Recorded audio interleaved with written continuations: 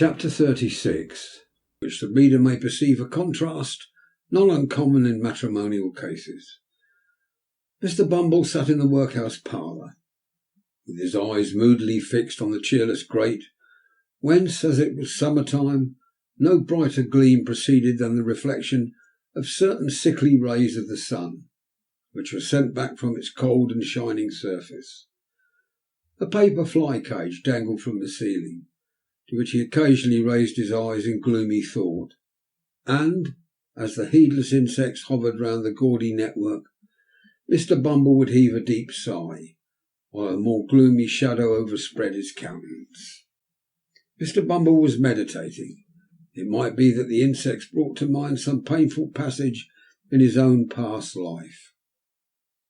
Nor was it Mr. Bumble's gloom the only thing that calculated to awake a pleasing melancholy in the bosom of a spectator. There were not wanting other appearances, and those closely connected with his own person, which announced that a great change had taken place in the position of his affairs. The lace coat and the cocked hat, where were they?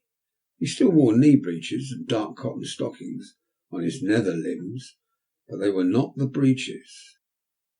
The coat was wide skirted, and in that respect like the coat, but oh, how different! The mighty cocked hat was replaced by a modest round one. Mr. Bumble was no longer a beadle. There are some promotions in life which, independent of the more substantial rewards they offer, require a peculiar value and dignity from the coats and waistcoats connected with them. A field marshal has his uniform, a bishop his silk apron, a councillor his silk gown, a beadle his cocked hat. Strip the bishop of his apron, or the beadle of his hat and lace, where are they? Men, mere men. Dignity and even holiness too, sometimes are more questions of coat and waistcoat than some people imagine. Mr. Bumble had married Mrs. Corney, and was master of the workhouse. Another beadle had come into power. On him the cocked hat, gold lace coat and staff had all three descended. And tomorrow, 2 months, it was done, said Mr. Bumble with a sigh. It seems an age.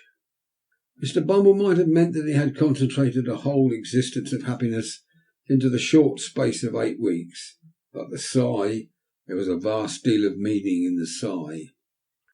I sold myself, said Mr. Bumble, pursuing the same train of reflection, for 6 teaspoons, a pair of sugar tongs, and a milk pot, with a small quantity of second-hand furniture, and £20 in money. I went very reasonable cheap, dirt cheap. Cheap? Cried a shrill voice in Mr. Bumble's ear. You'd have been dear at any price, and dear enough I paid for you. Lord above knows that. Mr. Bumble turned and encountered the face of his interesting consort, who, imperfectly comprehending the few words she had overheard of his complaint, had hazarded the foregoing remark at a venture. Mrs. Bumble, ma'am, said Mr. Bumble with a sentimental sternness. Well, cried the lady.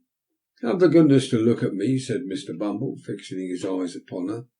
If she stands such an eye as that, said Mr. Bumble to himself, she can stand anything. It is an eye I never knew to fail with paupers. If it fails with her, my power is gone. Whether an exceedingly small expansion of the eye be sufficient to quell paupers who, being lightly fed and are in no very high condition, or whether the late Mrs. Corney particularly proof against eagle glances, are a matter of opinion. The matter of fact is that the matron was in no way overpowered by Mr. Bumble's scowl, but on the contrary, treated it with great disdain, and even raised a laugh thereat, which sounded as though it were genuine. On hearing this most unexpected sound, Mr. Bumble looked first incredulous and afterwards amazed. Then he relapsed into his former state, nor did he rouse himself until his attention was again awakened by the voice of his partner. Are you going to sit snoring there all day? Inquired Mrs. Bumble.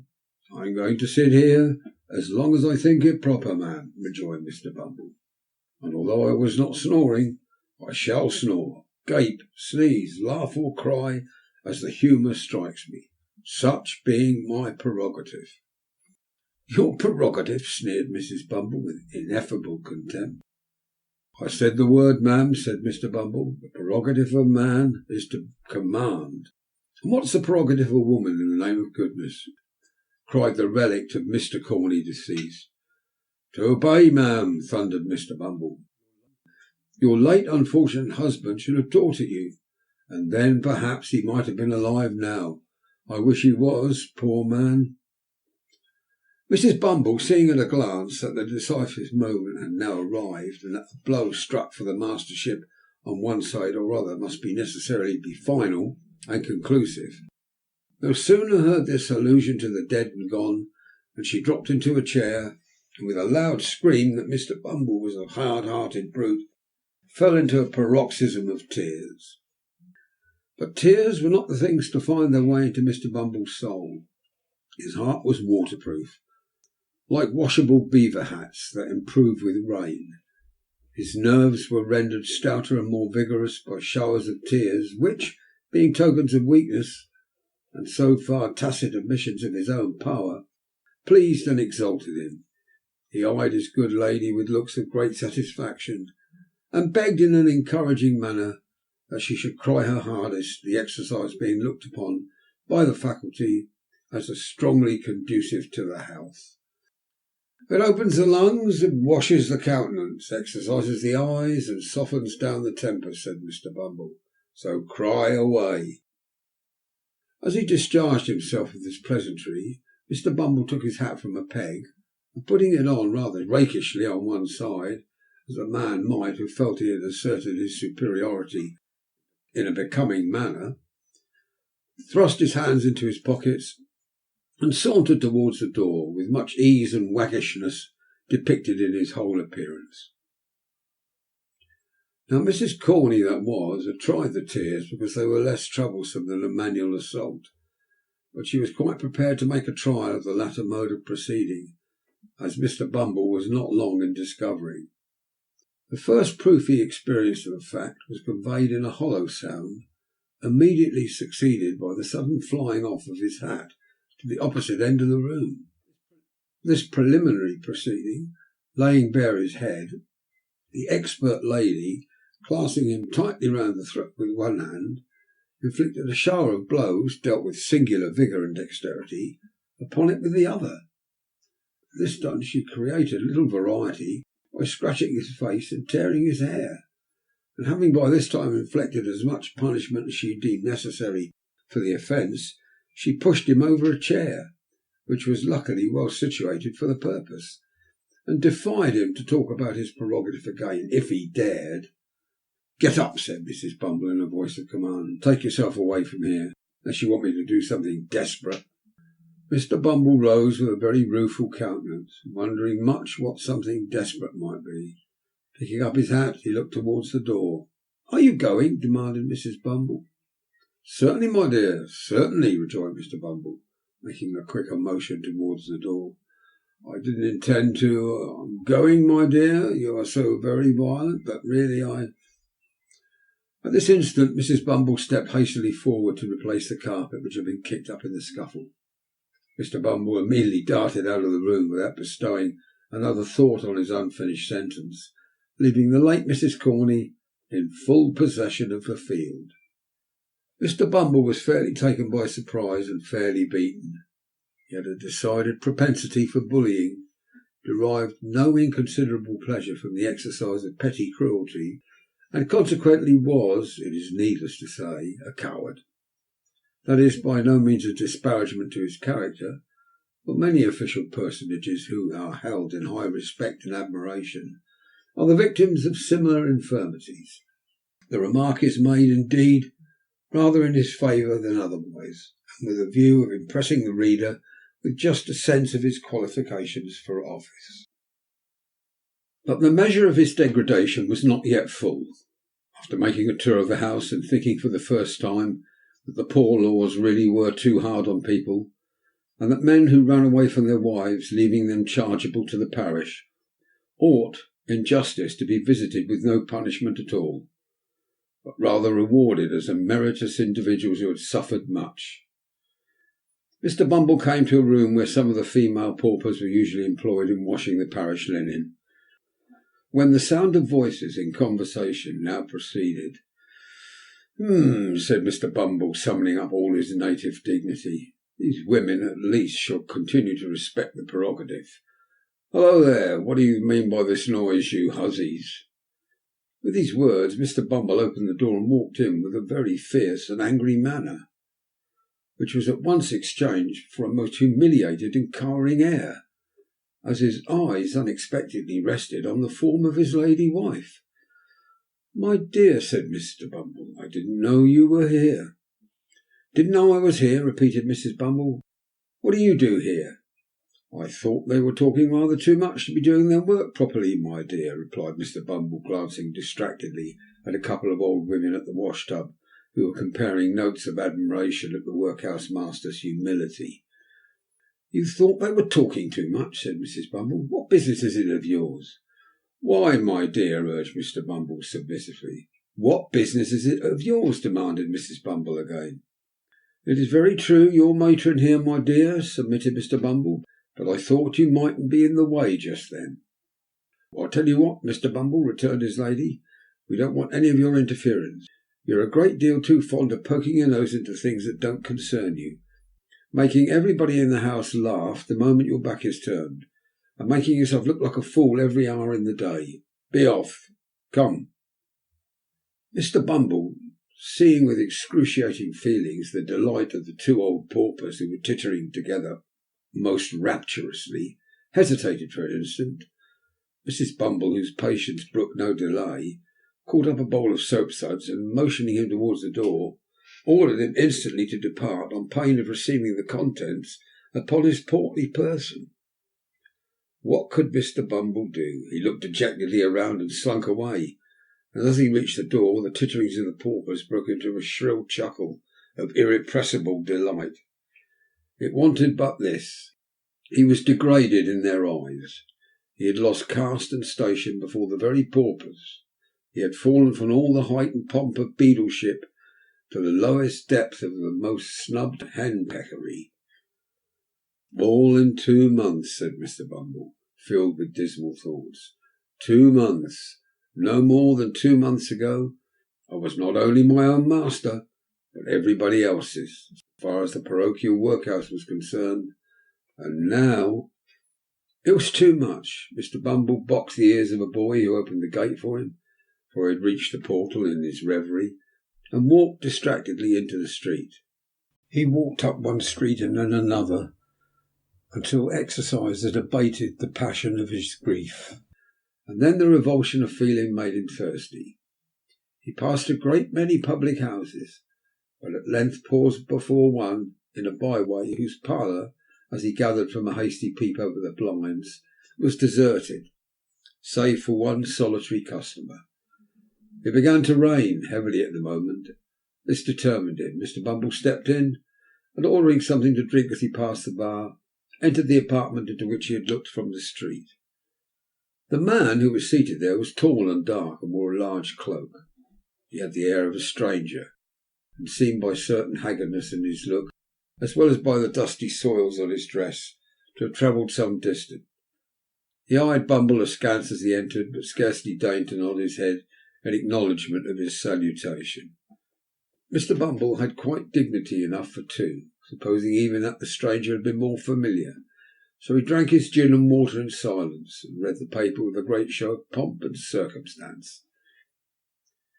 As it happened, however, as it will happen very often when men fall into company under such circumstances, that Mr. Bumble felt every now and then a powerful inducement which he could not resist to steal a look at the stranger, and that whenever he did so he withdrew his eyes in some confusion to find that the stranger was at that moment stealing a look at him. Mr. Bumble's awkwardness was enhanced by the very remarkable expression of the stranger's eye, which was keen and bright, but shadowed by a scowl of distrust and suspicion, unlike anything he had ever observed before, and repulsive to behold.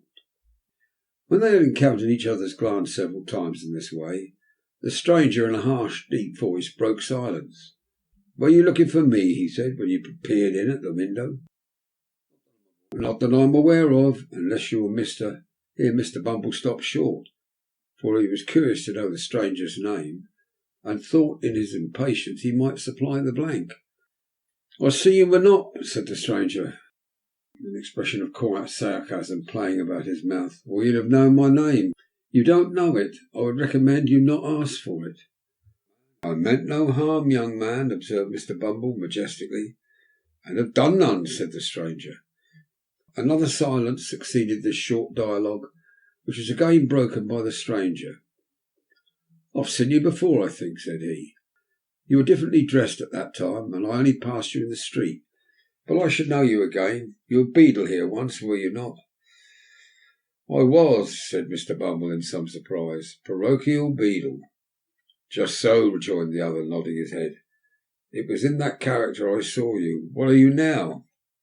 Master of the workhouse, rejoined Mr. Bumble slowly and impressively, to check any undue familiarity the stranger might otherwise assume. Master of the workhouse, young man. You have the same eye to your own interest that you always had, I doubt not, resumed the stranger, looking keenly into Mr. Bumble's eyes as he raised them in astonishment at the question. Don't scruple to answer freely, man. I know you pretty well, you see. I suppose a married man, replied Mr. Bumble, shading his eyes with his hand and surveying the stranger from head to foot in evident perplexity, is not more averse to turning an honest penny when he can than a single one. Parochial officers are not so well paid that they can afford to refuse any little extra fee when it comes to them in civil and proper manner. The stranger smiled and nodded his head again, as much to say he had not mistaken his man, then rang the bell. Fill this glass again, he said, handing Mr. Bumble's empty tumbler to the landlord, and let it be strong and hot. You like it so, I suppose? Not too strong, replied Mr. Bumble, with a delicate cough. You understand what that means, landlord, said the stranger dryly. The host smiled, disappeared, and shortly afterwards returned with a steaming jorum, of which the first gulp brought the water into Mr. Bumble's eyes. Now listen to me, said the stranger, after closing the door and window. I came down to this place today to find you out, and by one of those chances which the devil throws in the way of his friends sometimes, you walked into the very room I was sitting in. While you were uppermost in my mind, I want some information from you. I don't ask you to give it for nothing, slight as it is. Put up that to begin with. As he spoke, he pushed a couple of sovereigns across the table to his companion, carefully, as though unwilling that the chinking of money should be heard without. When Mr. Bumble had scrupulously examined the coins to see that they were genuine, and had put them up with much satisfaction in his waistcoat pocket, he went on. Carry your memory back, let's see, 12 years last winter. That's a long time, said Mr. Bumble. Very good, I've done it. The scene, the workhouse. Good. And the time, night. Yes. And the place, the crazy hole, wherever it was, in which miserable drabs brought forth the life and health so often denied to themselves, gave birth to puling children for the parish to rear, and hid their shame, rot them in the grave. The lying room, I suppose, said Mr. Bumble, not quite following the stranger's excited description. Yes, said the stranger, a boy was born there. And many boys, observed Mr. Bumble, shaking his head despondingly. A murrain on the young devils, cried the stranger. I speak of one, a meek-looking, pale-faced boy who was apprenticed down here to a coffin-maker. I wish he'd made his coffin and screwed his body in it, and who afterwards ran away to London, it was supposed. Why, you mean Oliver, young Twist, said Mr. Bumble. I remember him, of course. There wasn't an obstinate young rascal. It's not of him I want to hear. I've heard enough of him, said the stranger, stopping Mr. Bumble in the outset of a tirade on the subject of poor Oliver's vices. It's of a woman, the hag that nursed his mother. Where is she? Where is she? Said Mr. Bumble, whom the gin and water had rendered facetious. It would be hard to tell. There's no midwifery there, whichever place she's gone to, so I suppose she's out of employment anyway. What do you mean? Demanded the stranger sternly. That she died last winter, rejoined Mr. Bumble. The man looked fixedly at him when he had given this information, and although he did not withdraw his eyes for some time afterwards, his gaze gradually became vacant and abstracted, and he seemed lost in thought for some time. He appeared doubtful whether he ought to be relieved or disappointed by the intelligence, but at length he breathed more freely, and withdrawing his eyes, observed that it was no great matter, with that he rose as if to depart. But Mr. Bumble was cunning enough, and he at once saw that an opportunity was opened for the lucrative disposal of some secret in the possession of his better half. He well remembered the night of old Sally's death as the occasion on which he had proposed to Mrs. Corney, and although that lady had never confided to him the disclosure of which she had been the solitary witness, he had heard enough to know that it related to something that had occurred in the old woman's attendance as workhouse nurse upon the young mother of Oliver Twist. Hastily calling this circumstance to mind, he informed the stranger with an air of mystery that the woman who had been closeted with the old harridan shortly before she died, and that she could, as he had reason to believe, throw some light on the subject of his inquiry. "How can I find her?" said the stranger, thrown off his guard, and plainly showing that all his fears, whatever they were aroused afresh by the intelligence. "Only through me," rejoined Mr. Bumble. "When?" cried the stranger hastily. "To-morrow," rejoined Bumble. "9 in the evening," said the stranger, producing a scrap of paper and writing down upon it an obscure address by the waterside in characters that betrayed his agitation. "At 9 in the evening. Bring her to me there. I needn't tell you to be secret. It's your interest." With these words he led the way to the door, after stopping to pay for the liquor that had been drunk. Shortly remarking that their roads were different, he departed, without more ceremony than an emphatic repetition of the hour of appointment for the following night. On glancing at the address, the parochial functionary observed that it contained no name. The stranger had not gone far, so he made after him to ask it. "What do you want?" cried the man, turning quickly round as Bumble touched him on the arm. "Following me." "Only to ask a question," said the other, pointing to the scrap of paper. "What name am I to ask for?" "Monks," rejoined the man, and strode hastily away.